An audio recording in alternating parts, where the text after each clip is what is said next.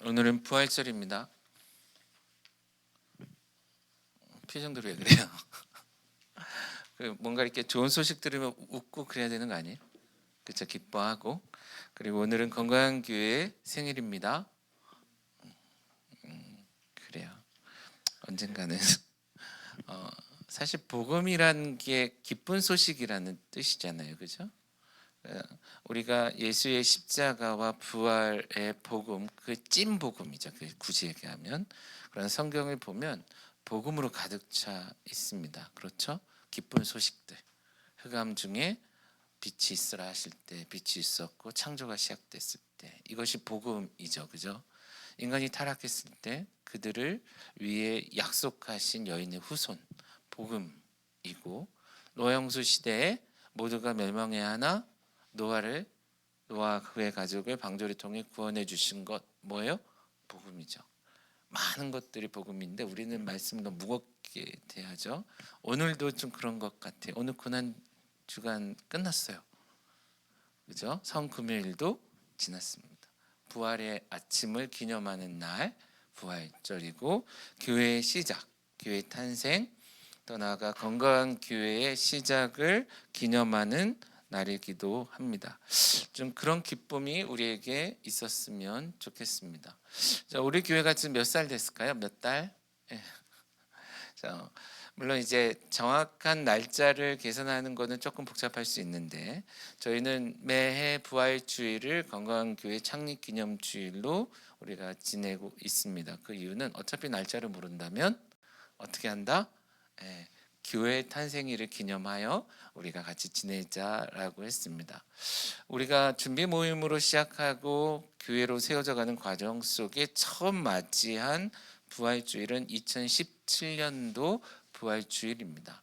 그때 함께 예배드렸던 지체들도 있고 그때는 아직 건강교회를 알지 못했던 분들도 계실 텐데 그렇게 본다면 2017년도 제 날짜를 계산해 봤죠. 4월 16일이 건강교회 설립기념일이죠. 그러나 날짜가 아니라 주일을 기념하기로 우리가 결정을 했기 때문에 2025년도 부활주일 오늘 건강교회 몇 주년 몇 번째 생일이죠? 계산이 안 되죠. 8주년입니다. 8년이나 지났어요. 또 이렇게 좀 무겁나요? 감사하죠. 감사해요. 교회가 시작되고 3년, 5년 이 다 위기의 시기들이 있는데 하나님께서 우리로 하여금 오늘날까지 교회됨으로 나아가도록 허락해 주셨습니다. 너무 감사한 일이죠. 그런 감사함을 가지고 계속해서 오늘 예배 가운데 그리고 앞으로 건강한 교회로 살아가는 우리가 되었으면 좋겠습니다. 2025년도 부활절 이 시즌을 맞아서 우리는 특별한 주제를 앞에 내걸고 한 주의 삶을 살아왔습니다. 아까 얘기한 것처럼 뭐죠? 한번 읽어볼까요? 시작. 자, 예수의 길을 함께 걷다. 물론 예수의 길을 함께 걷다라는 표현 옆에 뭐가 있죠? 십자가와 예수님의 머리 둘러진 가시 면류관이 지금 사진으로 있는데 물론 1차적으로 우리가 예수의 길을 걷는다라고 생각하면 십자가, 가시면류관과 같이 힘들고 어려운 또한 고난과 뭐 이런 부분을 먼저 떠올리기 쉽습니다. 그러나 엄밀히 얘기하면 우리가 살아가는 모든 삶, 교회됨, 그렇죠? 이 모든 것이 결국은 예수의 길이 아닐까요? 그렇죠? 그렇다면 예수의 그러한 길을 걸어가는 우리가 특별히 주님의 고난을 기억하는 예수님의 십자가를 기념하는 그 시즌을 맞아 이 주제로 다시 한번 묵상해 보는 시간을 가졌는데 이 시즌이 끝나고 곧 부활주일인 오늘 이제 끝났다가 아니라 어차피 그리고 계속 걸어오던 그 길인 이 고백 예수의 길, 그 길을 지금도 우리가 함께 걸어가고 있구나라고 고백하며 살아가는 우리였으면 또한 좋겠습니다. 계속해서 기억하고 묵상하고 다짐하며 나아가는 건강한 교회였으면 좋겠다라는 거예요. 그렇게 사실 건가요? 그런 다짐을 해보시겠어요? 예수의 길을 함께 걷다. 되게 멋있지 않아요? 그래서 제가 이거 지우고 사진을 좀 멋있게 좀 정리하고 글씨해서 보내달라고 요청하려고요. 그래서 제 푸사에도 좀 넣고 또 틈틈이 계속 보면서. 네. 사실 이 편을 제가 좋아하는 이유는 건강교회 사명선언문 기억하시나요? 맨날 하면 헷갈려하는 저 뒤에 붙어 있어요. 각 사람이 삶의 모든 자리에서 하나님의 나라를 세워가도록 돕는 교회. 물론 그것은 교회가 하는 일입니다. 그렇죠? 건강한 교회 공동체로서, 그리고 또 우리가 하는 사역을 통해 이루어가고자 하는 것인데, 이것을 조금 다른 표현으로 하자면 예수의 길을 함께 걷도록 돕는 교회 아닐까요? 그렇다면 건강한 교회의 사명과도 맞물려 가죠. 우리의 삶의 사명과도 맞물려 가는 표현인 것 같습니다. 그러므로 이 시간 나는 예수의 길을 함께 걷는 자입니다라는 고백이 있었으면 좋겠고, 이곳에 함께한 건강한 교회된 서로가 그렇게 서로를 바라보며 고백할 수 있기를 또한 바라봅니다. 그러실 건가요? 예, 그런 공동체로 더욱더 거듭나기를 기대하는 마음으로 계속해서 말씀 가운데 나아갔으면 좋겠어요. 오늘 우리가 읽은 말씀은 마태복음의 맨 마지막에 있는 말씀입니다. 아마 교회 밥을 좀 먹어보신 분들은 많이 들으시고 고백했던, 암송까지 했던 그런 말씀이고요. 그리고 이 말씀은 그 별명, 닉네임이 붙어 있어요. 타이틀이 붙어 있어요. 이것은 뭐다 할 때 보통 대사명이라고도 얘기하는데, 우리에게 주어진 아주 중요한 임무로서도 알려져 있습니다. 마태복음 전체를 놓고 봤을 때 이 대사명은 굉장히 중요한 위치에 있어요. 왜 그럴까요? 말씀드린 것처럼 28장의 맨 마지막 부분에 기록되어 있어요. 그리고 이 톤 자체가 뭔가 끝나는 느낌이 아니죠. 이제 뭔가 딱 이야기가 이렇게 진행되다가 끝났더라, 이렇게 죽었더라, 이런 느낌이 아니고요.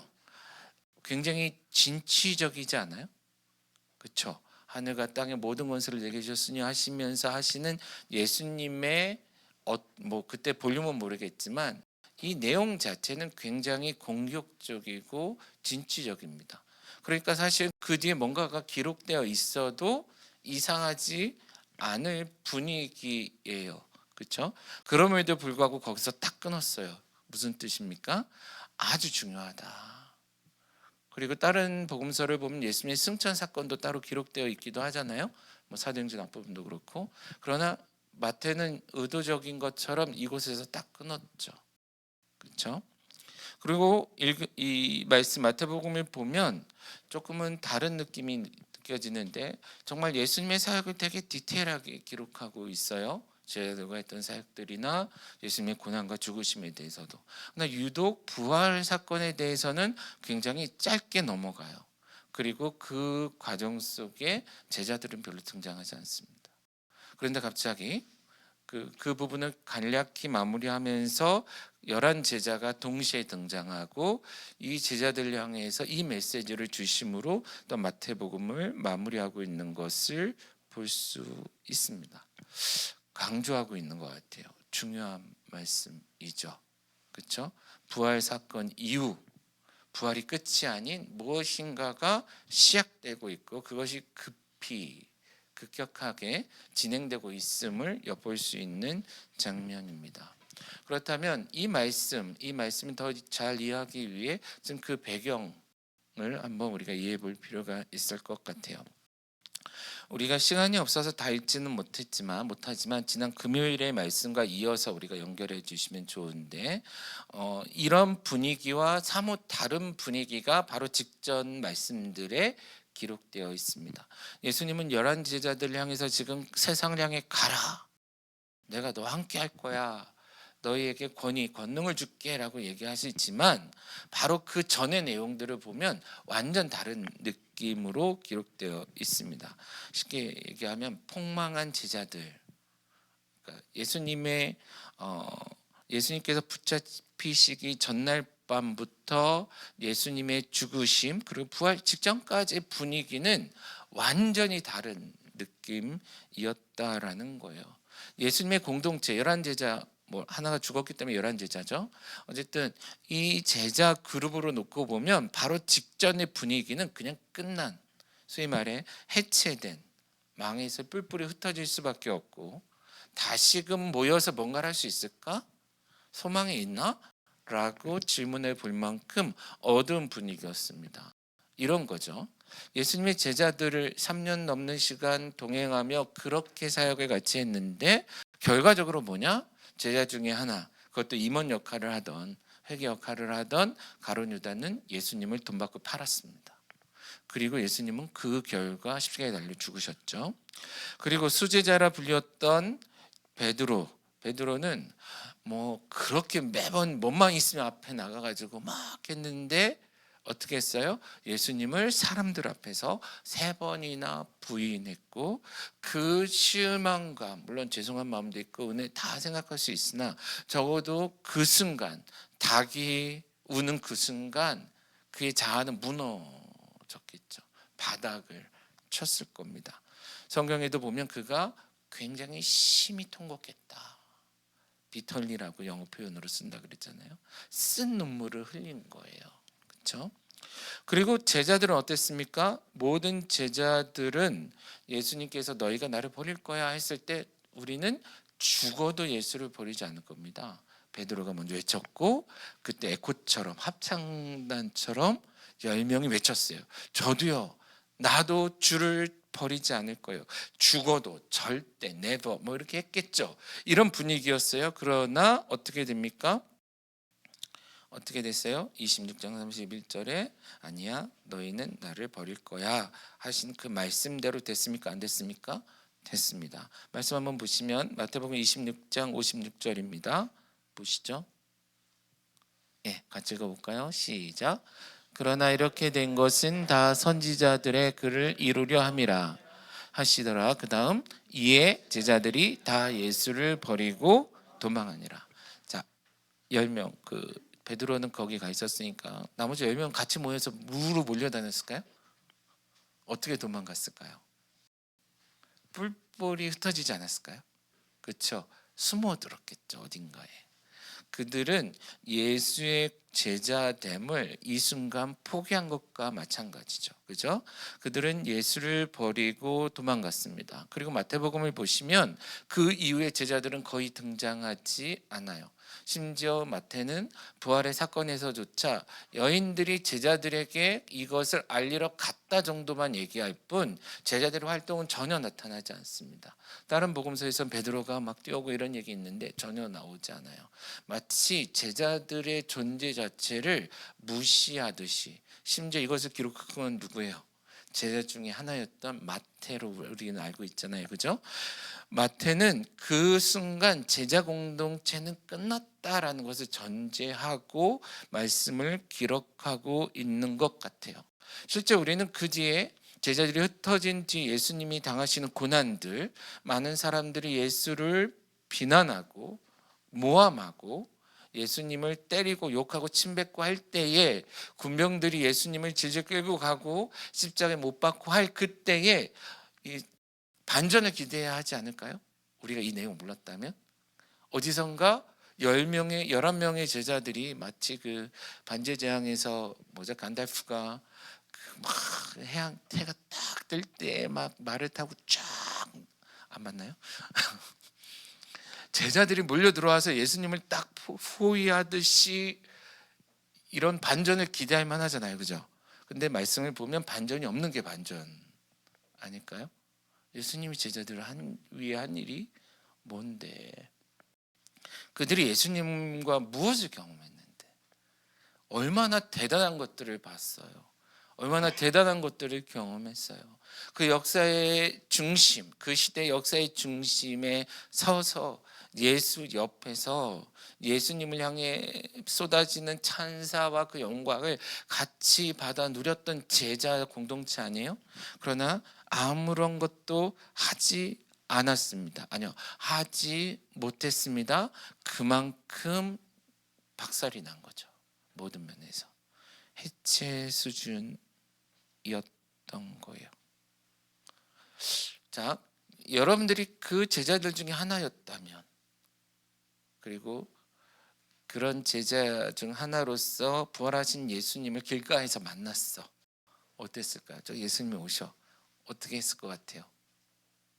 어머, 예수님 하고 쫓아갔을 것 같아요? 아니면 멀리 도망갔을 것 같아요? 여러분, 뭔가 이렇게 마음에 캥기면 사람 쳐다보기 힘들지 않아요? 그렇죠? 제자들끼리는 어땠을까요? 카톡 주고 받았을까요? 야, 예수님 어떻게 됐어? 뭐 이러진 않았을 거 아니에요, 그죠?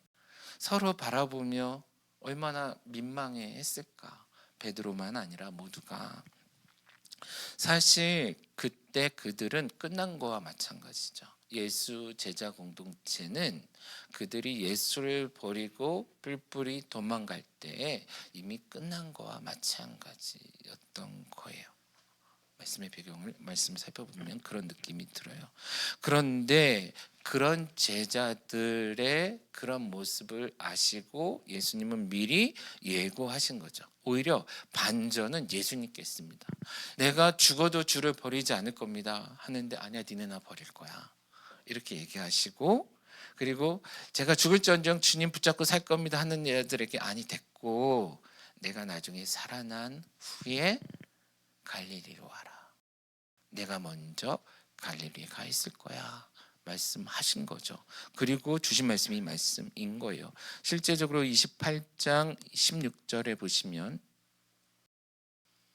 아닙니다. 26장 32절. 26장 32절에 보시면, 32절, 그렇죠? 같이 읽을까요? 시작. 그러나 내가 살아난 후에 너희보다 먼저 갈릴리로 가리라. 사실 예수님의 대화 흐름에 보면 되게 생뚱 이런 표현 써도 되죠. 생뚱맞은 표현이에요. 갑자기 갈릴리? 내가 먼저 갈 거야, 이런 말씀을 하신 거예요. 다 이유가 있으셨던 것이죠. 예수님은 제자들을 오히려 나중에 너희가 그런 자괴감에 빠지고 우리가 끝났다 싶은 그때에, 그래서 나를 만날 용기도 누군가 앞에 설 용기도 없을 그때에 하나 둘씩 어디를 향해라? 갈릴리로 향하라. 지금 예수님이 죽으신가 부활이 일어나는 현장은 어디입니까? 예루살렘이죠. 예루살렘이 아닌 갈릴리로 다시금 소집하실 것을 말씀하셨고, 예수님은 그렇게 실제 하셨던 것입니다. 예수님은 다시금 그들을 갈릴리에 있는 그 산으로 초청하신 것이죠. 그리고 그곳에서 무엇인가를 하고자 하셨던 것 같습니다. 어떤 일이었을까 궁금하죠. 자, 그래서 조금 더 배경으로 조금만 더 들어가시죠. 예수의 길이라는 이야기를 우리는 처음에 하고 시작을 했습니다. 물론 예수님의 사역, 예수님의 모든 것들을 보면 창조부터 나오겠지만, 예수님의 성육신부터 승천하시고 지금까지의 그런 예수의 길을 우리가 살펴보면 지금 이 흐름을 조금 더 잘 이해할 수 있을 것 같아요. 예수님은 이 땅에 성육신, 곧 태어나신 후에 약 30년 동안 어떻게 사셨습니까? 평범한 목수의 아들로 사셨습니다. 성경을 통해 우리가 엿볼 수 있는 예수의 모습은 어떤 면에서는 성경 영재반 학생 정도? 그렇죠. 좀 두각을 드러냈다면 말씀에 대한 이해 깊이가 특별할 뿐, 예수님은 다른 모습으로 살지는 않으신 것 같아요. 실제 예수님의 사역 내내 예수를 아는 사람은 계속해서 예수를 어떻게 봐요?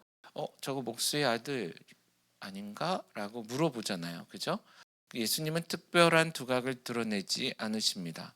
그러나 때가 됐을 때 예수님은 본격적으로 예수의 사역, 곧 예수의 길을 시작하시죠. 그 내용은 곧 그 시대를 살아갔던 하나님의 백성들을 위한 사역이었습니다. 자, 이때는 아직 구체적으로 예수의 제자 그룹이 형성되기 전입니다. 하나하나 부르긴 하고는 있었으나 이들이 바로 예수를 따르는 제자들이다라고 얘기할 만큼의 구조가 형성되지 않은 거예요. 오늘날 교회를 얘기하자면 우리 교회는 4월 16일 2017년을 창립 기념일로 세워요. 얘기하죠. 그 얘기는 무슨 뜻이냐면 이제 건강한 교회가 교회로서 기능을 감당할 때가 됐습니다라고 선언한 거죠. 그러나 그 전에 누군가가 같이 모여서 예배도 드리고 이야기도 하고 있었던 거예요. 예수님의 제자들을 부르시는 사건 이전에도 예수님의 사역은 있었고 그때 함께했던 초창기 멤버들이 있었던 것이죠. 근데 그때 어떤 일을 했습니까? 마태복음 9장 35절 36절을 보시면 예수님의 하신 일이 나옵니다. 같이 읽어볼까요? 시작. 예수께서 모든 도시와 마을에 두루 다니사 그들의 회당에서 가르치시며 천국 복음을 전파하시며 모든 병과 모든 약한 것을 고치시니라. 무리를 보시고 불쌍히 여기시니 이는 그들이 목자 없는 양과 같이 고생하며 기진함이라. 먼저 35절에 보시면 예수님의 길, 예수님의 초창기 사역의 내용이 기록되고 있습니다. 예수의 길은 여기저기 찾아다니는 거였고 가는 곳곳마다 가르치시는 것, 특별히 무엇을? 천국 복음을 가르치시는 일을 했습니다. 하나님의 나라가 가까이 왔음을 전파하셨습니다. 그리고 모든 병이라고 표현할 수밖에 없는 게 너무 많았던 거죠. 그리고 모든 약한 것, 뭐 귀신 들린 것부터 해가지고 모든 문제들, 사회적 약자들까지도 돌보시는 예수의 모습. 그러니까 요한복음인가요? 예수님이 하신 일을 다 기록한다면서 이 땅에 쌓아놓을 곳이 없다 라고 표현을 한 거예요. 고작 3년간의 사역임에도 불구하고 와, 어마어마해요. 할 정도의 일을 한 것이죠. 그런데 문제는 뭐냐면 그렇게 사역하심에도 불구하고 많은 사람들은 여전히 어려움 속에 놓여 있었고 마치 목자 없는 양처럼 고생하며 기진하며 살아가고 있는 것이죠. 그럴 때 그런 모습을 보면서 뭐라고 얘기하셔? 그 뒤에 말씀 있나요? 예. 뭐라고 그때 옆에 있던 제자들에게 말씀하시냐면 추수할 것은 많되 일꾼이 너무 적다. 그러니 어떻게 해요? 추수하는 주인에게 청하여 추수한 일꾼을 보내소서 하라, 기도하라고 얘기하셔요. 그리고 나서 바로 10장 1절에 보시면 예수님이 어떻게 하십니까? 같이 읽을까요? 시작. 예수께서 그의 12제자를 부르사 더러운 귀신을 쫓아내며 모든 병과 모든 약한 것을 고치는 권능을 주시니라. 물론 권능이라는 단어도 한번 생각하고 기억하고 넘어가셨으면 좋겠는데 지금 10장 1절은 예수님께서 하시는 일을 다르게 요약해 놓은 거였죠. 아직 그들은 가르칠 능력이 부족했던 때입니다. 그 당시에 천국 복음을 전할 능력은 없었던 때이나 그러나 모든 병과 모든 약한 것을 고치는 건 할 수 있었어요. 왜죠? 예수의 권위가 그들에게 주어졌고 예수님이 하시듯 예수의 이름으로 할 수 있었죠. 그러나 여전히 예수님이 가르치는 내용은 할 수 없었습니다. 자, 그럼에도 불구하고 이 사건, 제자를 부르시는 사건은 홀로 걸어가시는 예수의 길에 제자들을 참여시키시는 사건이죠. 홀로 걸어가신 그 길에 제자들과 함께 걸어가기로 결정하셨고 그 길을 그렇게 걸어가셨다라는 것입니다. 그러면 예수 공동체의 특징은 뭐죠? 예수 공동체의 정체성은 뭡니까? 그 예수님께서 이 땅에 그 당시에 제자 공동체를 보면 예수님께서 하시는 일을 보고 듣고 배워서 그 일을 같이 해내는 공동체였던 거예요. 함께 하는 공동체였던 거죠. 제자들을 통해서 점점 자, 천국 복음을 듣는 사람들이 많아지게 되는 거고 예수의 제자들을 통해 점점 병과 약한 것들로부터 자유케 되는 사람들이 많아지게 하는 것이에요. 그것을 하도록 뭘 주셔요? 권위를 주신 겁니다. 권능이라고 표현되어 있는데 authority, 권위에서 나오는 능력인 거예요. 자, 이렇게 얘기하면 고쳐져가 아니고 예수 이름이 갖는 권위인 것이죠. 누구의 권위로? 라고 얘기할 때 하는 그런 권위입니다. 자, 그런 길에 제자들은 지금 같이 가도록 초청받고 살아왔던 거예요. 그런데 문제가 있죠. 뭐가 문제입니까?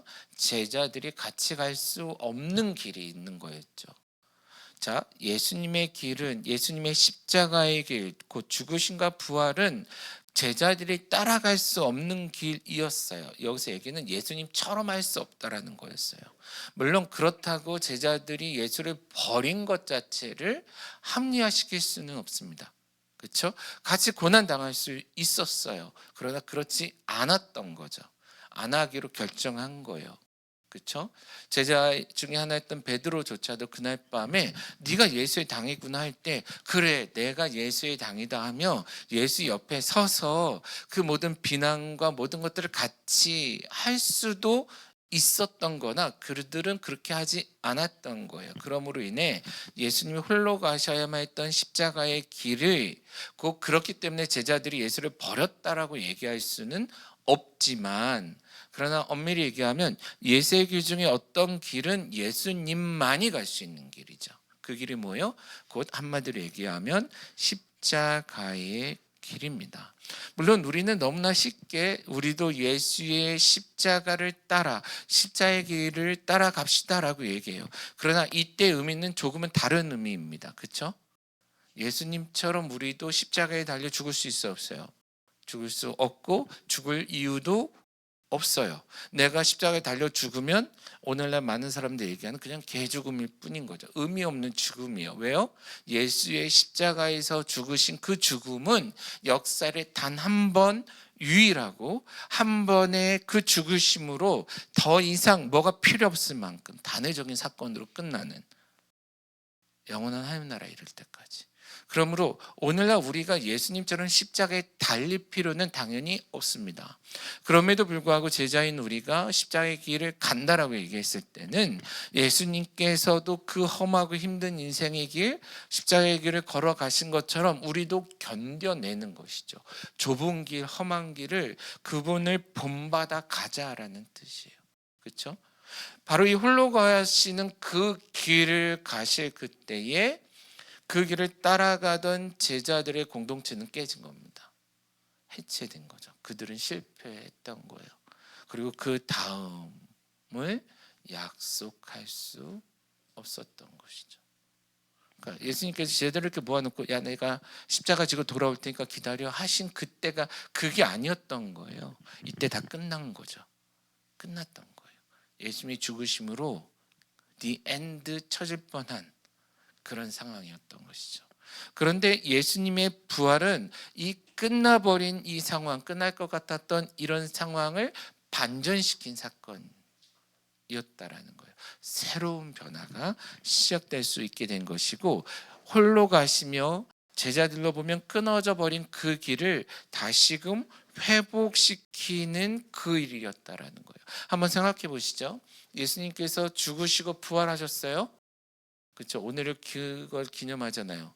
그럼 부활하신 이후 만약에 예수님이 5년을, 10년을, 50년을 세상에 계셨다면 어떤 일을 하셨을까요? 아무것도 안 하셨을까요? 끝났어 이제. 나 은퇴할 거야. 그리고 어디 가서 이렇게 휴양하셨을까요? 이제 끝. 내게 주어진 사명 끝났어. 이러진 않으셨을 거예요. 그죠? 우리는 쉽게 생각해 볼 수 있어요. 예수님은 부활하신 이후에 어떤 일을 하셨을 것 같아요? 아까 우리가 읽었던 말씀 중에 뭐죠? 9장 35절에 나온 것처럼 9장 35절 다시 보여줄래요? 같이 다시 한번 읽어볼게요. 시작. 예수께서 모든 도시와 마을에 두루 다니사 그들의 회당에서 가르치시며 천국 복음을 전파하시며 모든 병과 모든 약한 것을 고치시니라. 이 일과 다른 일을 하셨을까요? 물론 가르치는 내용이 더 확장되고 천국 복음의 이야기가 훨씬 더 직접적으로 바뀌었을 수는 있습니다. 왜죠? 십자가를 통해 이루어진 새로운 변화가 있기 때문에. 그러나 실제적으로 하셨을 일은 바뀌었을까요? 바뀌지 않았을 것입니다. 그러면 우리는 쉽게 상상해 볼 수 있습니다. 예수님께서 계속 걸어가셨을 그 길은 여전히 많은 곳을 다니며 많은 사람을 만나고 많은 사람에게 복음을 가르치며 복음을 전파하며 많은 사람을 돌보고 섬김을 통해 그들이 더 이상 뭐가 아닌 목자 없는 양과 같은 인생이 아닌 목자 있는 양, 그렇죠? 부모 없는 고아가 아닌 부모 있는 그런 자녀와 같은 삶을 살아가도록 하시는 일을 하셨겠죠. 그게 예수의 길이 아니었을까요? 그런데 이때 딜레마가 있다라는 거예요. 자, 예수님은 이 일을 계속 하시고자 하는데 이 일을 계속할 수 해야만 하는, 같이 해야 하는 누가? 제자 공동체가 지금 깨져 있는 거죠. 해체 직전까지 가 있는 것입니다. 그리고 자, 예수님의 이 사역은 이제는 예루살렘 혹은 이스라엘에 국한된 사역일까요? 그 당시에 많은 사람들은 유대주의에 빠져서 하나님의 나라와 하나님의 백성됨을 유대인에게 제한했잖아요. 그건 아시죠? 근데 예수님의 십자가의 그 영향력은, 자, 그 공로는 유대인 혹은 이스라엘이라는 한계를 뛰어넘을까요, 아닐까요? 뛰어넘는 사건, 일이잖아요. 그죠? 그래야 되는 거잖아요. 그러므로 더 큰 능력이, 더 큰 영향력이, 더 큰 힘이 필요한 상황. 그러므로 예수님은 제자들에게 뭐라고 얘기하시냐면, 내가 아버지께로 가는 것이, 그래서 보혜사 성령을 너희들에게 보내는 것이 오히려 더 유익하다라고 얘기를 하셨어요. 그렇죠? 예수님은 천국에 곧 하나님께 올라가시고 성령을 보내주시고 여전히 우리를 위해 일하시는 것이 더 나은 상황인데, 그리고 이전보다 더 많은 곳에 나아가 복음을 가르치고 병자를 고치고 약한 곳을 고치고 섬겨야 될 필요가 있는데, 딜레마는 뭐라고요?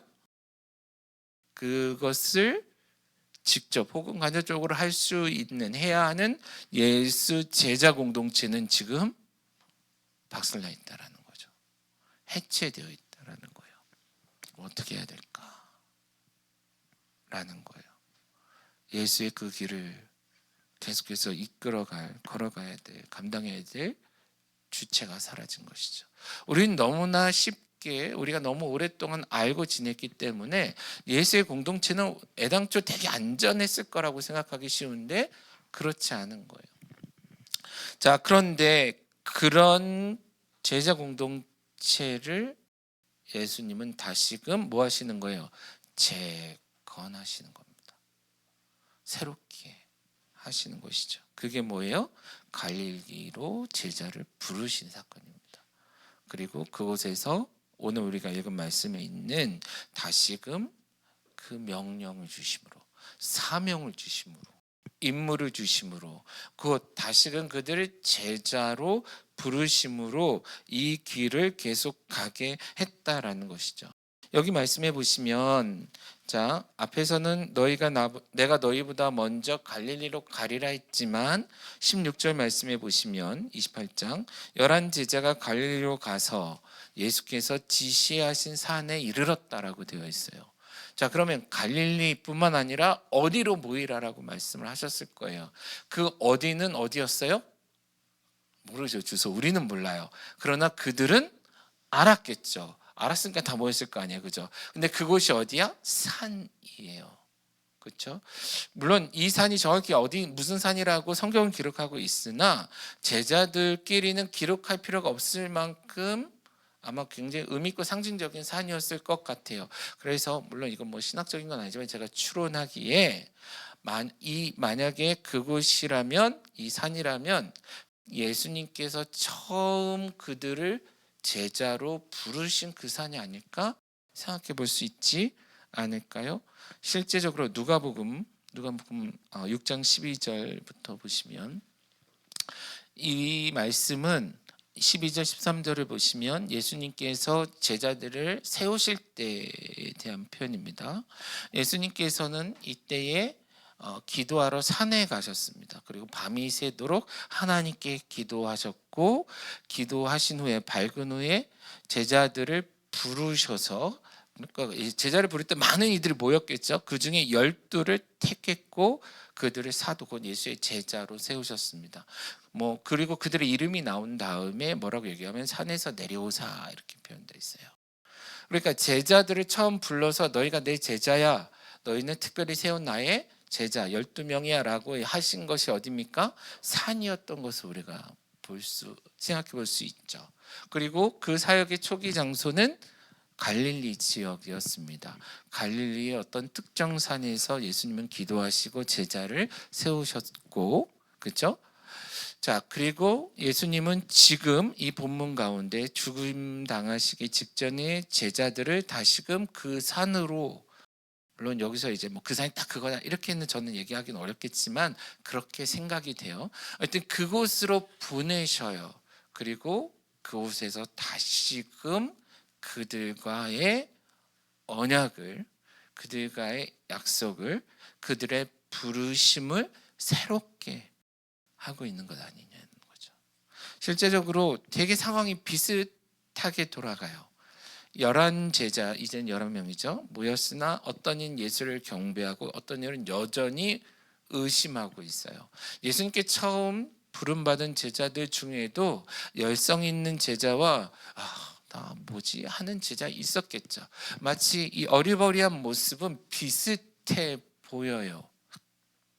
그런 그들을 다시금 불러서, 자, 마치 처음에는 너희가 아무것도 모르고 그냥 이름 불렀을 때 나와 예 했던 그런 제자됨이었으나 이제는 모든 것을 함께 보고 경험하고 심지어 실패하고 회복까지도 경험하는 너희들로서, 너희들 중에 너희를 부르니 그런 너희가 이제는 나의 진정한 제자가 되어 부활 이후에, 승천하신 이후에 하실 걸어가셨을 예수의 길을 너희가 걸어가기를 원한다 하면서 맡기시지 않았겠냐라는 거죠. 이 말씀은 그런 모습으로 보입니다. 그리고 그 일을 하도록 그들을 초청하고 일을 맡기고 있는 것이죠. 자, 28장 20절 말씀 다시 보여주시겠어요? 자, 19절 20절 보시면 너희는 가서 모든 민족을 제자로 삼아 아버지, 아들과 성령의 이름으로 세례를 베풀고 내가 너에게 분부한 모든 것을 가르쳐 지키게 하라 라는 이 표현은 예수님께서 도시와 촌에 두루 다니시며 그들을 회당에서 가르치시고 천국 복음을 전파하시고 모든 병과 모든 약한 것을 고치시더라라는 표현에 확장된 표현 아닐까요? 그렇죠? 주님의 그 길 가운데 하셨을 그 일을 지금 다시금 말씀하고 있는 것입니다. 그들은 실패하였으나 주님은 여전히 그들에게 주님의 일을 맡기시는 거예요. 그리고 더 나아가 무엇을 약속하세요? 내가 너희와 함께 그 일을 할 것이다. 과거에는 피지컬하게 실제적으로 같이 했으나 이제는 그의 뭐죠? 영으로, 그 성령으로, 그래 그의 권위로. 그래서 뭐라고 얘기하십니까? 하늘과 땅의 모든 권세를, 여기서도 authority라는 영어 단어로 번역해요. 이제는 더 이상 더더욱이나 누구 하나 딴지갈 것이 없다. 사탄조차도 시비 걸 게 없어. 아담을 핑계댈 수 없게 만들었죠. 그러므로 지금 얘기하고 있는 예수님의 권위는 정말 그 불교 용어에는 천상천하 유아독존 얘기하듯이 하늘 위 하늘 아래를 통틀어 나보다 더 큰 권위는 없는데 이 권위자로서 이 권위를 너에게 위임한다라는 의미로서의 함께함을 얘기하신 겁니다. 그것을 우리에게 예수님께서 약속하셨고 주신 것이고, 그러므로 그 일을 감당할 수 있는 힘과 능력이 있는 것이죠. 자, 여기서 한번 기억하고 가시죠. 여러분, 주님이 제자이십니까? 여전히 주의 성도로서 건강한 교회로 살아가고자 하십니까? 그러면 그런 제자로 건강한 교회로서 하나님의 일, 예수의 길을 걸어가는 그 힘은, 그 권위는 어디로부터 나옵니까? 어디로부터 나오죠? 누구로부터 나옵니까? 적어도 나는 아니라는 거예요. 적어도 내가 가지고 있는 백그라운드는 아니라는 거죠. 물론 우리는 너무나 쉽게 이 부분에 걸려 넘어집니다. 내가 부족해서 할 수 없어요. 내가 가진 것이 없고, 내가 시간이 없고, 배운 것이 부족하고, 여러 많은 핑계로 할 수 없다라고 얘기해요. 교회가 작아서 우리는 할 수 없어요. 선교할 수 없고, 뭐 할 수 없고, 뭐 할 수 없어요. 나는 나이가 많아서, 나는 오만 핑계를 대며 할 수 없다고 얘기해요. 그러나 예수님께서 제자 공동체를 회복시키시며 내가 너희와 함께 나의 길을 갈 거야 하실 때에 그 약속의 근거는 네가가 아니고 여전히 내가가 되는 것이죠. 나의 권위로 너에게 맡긴다라고 말씀을 하고 있는 것입니다. 그렇기 때문에 우리는 그것을 믿기 때문에 여전히 도전할 수 있는 것이죠. 여전히 할 수 있는 거예요. 건강한 교회라는 울타리를 넘어서 외부의 사역과 선교지를 향해도 나아갈 수 있는 것입니다. 여러분들이 여전히 준비되지 않았죠. 소위 말해 뭐뭐 나부랭이라는 용어를 많이 쓰던 시절이 있어요. 유행어처럼. 우리 하나하나를 보면 다 무슨 나부랭이 소리를 들을 만큼 연약한 자들이나 그럼에도 불구하고 건강한 교회로서 살아갈 수 있는 이유, 예수 공동체로 살아갈 수 있는 이유는 그런 나부랭이 같은 내가 아닌 하늘과 땅의 모든 권위, 권세를 가진 예수님에게 있다라는 거예요. 그분으로 인해 우리는 걸어갈 수 있다라는 것입니다. 그리고 더 나아가서 예수님은 그것뿐만 아니라 이제는 너희가 그런 권위를 가진 한 사람 한 사람으로서 함께 그 길을 걸어가라라는 거예요. 그래서 11명을 같이 부르시지 않았을까요? 그렇죠. 만약에 너 혼자 가, 너 혼자 할 것 같으면 귀찮을 또 예수님은 축지법 같은 것도 하시잖아요. 그냥 여기 계시다 저기 계시다 하시니까 베드로와 만나서 야, 너 잘해봐. 그리고 따로따로 보냈을 수도 있어요. 그럼에도 불구하고 처음 제자를 부르실 때처럼 여러 나를 불러 모아 그곳에 앉히시고 그곳에 서게 하시고 그들에게 다시금 사명을 주실 때에 내가 너와 함께 할 것이며 너희가 서로 함께 일을 감당하라. 때로는 팀으로 때로는 개인으로 라고 요청하지 않으셨을까요? 그렇죠. 그런 의미에서 교회는 예수의 길을 함께 걷는다라고 얘기할 수 있는 공동체일 것입니다. 주님은 이것을 약속하십니다. 오늘 우리가 읽은 말씀을 그냥 세 단어 동사로 요약하자면 하나는 go, 하나는 make, 그러나 그 근거는 be. I'll be with you. 근데 I am 이라는 용어를 써요. 내가 지금도, 과거에도 그랬대. 지금도 앞으로도 너희와 함께 할 것이다. 그러므로 가라. 가서 하라. 곧 만들라라고 말씀하고 있는 것입니다. 지난 8년의 건강교회 사역을 보면 이따가 우리가 활동도 하겠지만 많았어요. 어찌 보면 추억이고 재미있긴 하지만 여러분 그 일을 실제 감당했던 한 사람 한 사람을 놓고 보면 결코 쉽지 않은 일 아니었을까요? 그죠? 백유한 전사님, 강우사님 쉬웠어요? 난 지금도 기억해. 우리 여름 캠프 하다가 너무 지쳐서 탈진해서 계단 한쪽에 앉아서 하면서 이렇게 주저앉아있던 백유한 강도사님의 대학 시절을 기억해요. 쉽지 않았어요. 그거 하나 하기 위해 엄청 고생했고 그 무더위 속에 그 모든 책임을 다 감당해야 했고 그런다고 해서 누구 하나 알아주지도 않아. 수고했다고 격려해 주지도 않아.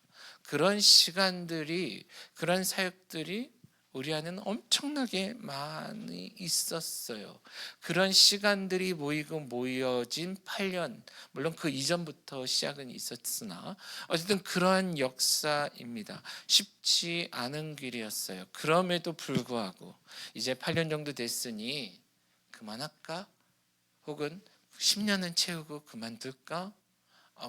나이도 먹었는데 내가 한철 이렇게 주를 위해 살았으니 그만할까? 라는 생각이 들 수도 있으나 지금 우리가 시작한 이 길, 그리고 앞으로 가야 할 그 길은 나로 인해 시작된 길도 내가 끝낼 수 있는 길도 아니다라는 것. 심지어 내가 넘어지고 끼어져도 주님은 다시금 나를 세워 마치 그들을 갈릴리 산 위에 부르사 다시금 언약을 갱신하신 것처럼 우리를 다시금 불러 세우시는 그런 주님 아니신가요? 그런 의미에서 부활절은 제자들에게 그런 언약이 다시금 갱신됐음을 떠올리며 고백하고 다짐하게 되는 날이었을 것 같아요.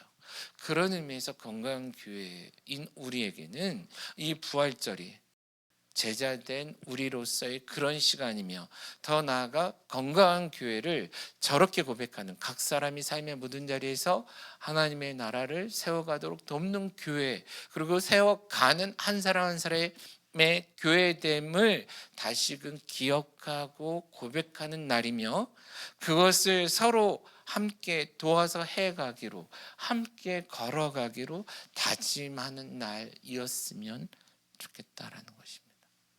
여전히 힘들고 어려워도. 그리고 그런 다짐을 하며 다시금 새로운 한 해, 새해가 아닌 건강한 교회 9번째 해를 시작하는 오늘이었으면 좋겠고, 1년이 지나서 9주년이 됐을 때 그런 것을 예수의 길을 우리가 어떻게 걸어왔는지 다시 돌이켜보는 우리, 그리고 다시금 또 10년 차를 시작해가는 우리. 설령 시간이 지나 건강한 교회라는 이름이 흩어지고 사라질 수도 있고, 여기 있는 사람들의 얼굴이 바뀌어갈 수도 있고, 이보다 더 많은 이가 혹은 더 적은 이가 이곳에 같이 할 수 있으나, 그것이 중요한 것이 아니라 어떤 사람이든 우리와 함께 했던 그들이 예수의 제자로 이렇게 살아갈 수 있는 그런 건강한 교회가 되기를 주님의 이름으로 축원합니다. 그런 믿음 가지고 우리 함께 기도하며 나아갔으면 좋겠어요. 우리 함께 부를 찬양은 주가 보이신 생명의 기업이라는 찬양입니다. 먼저는 나와 주님과의 관계 속에서 내가 주님이 보이신, 주님이 가르치시는 그 길을, 주님을 믿음으로 나아갈 것임을 다짐하며 고백하기를 원합니다. 내가 회복되어지는 그런 고백, 나의 마음을 새롭게 하는 그런 찬양으로 먼저 나가기를 원합니다. 같이 찬양하겠습니다.